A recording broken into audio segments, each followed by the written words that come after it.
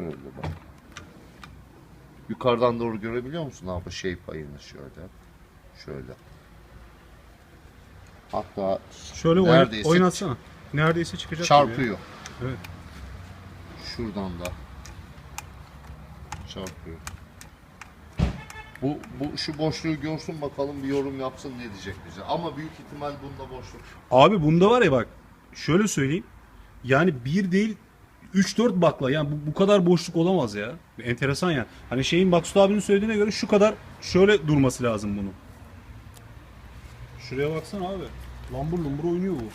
Bu yoksa millerden mi? Yok. Miller de şey. Abi bu yok ya bu zaten. Ya bunun sıyırmamasına imkan yok. Sıyırır Vallahi. bu.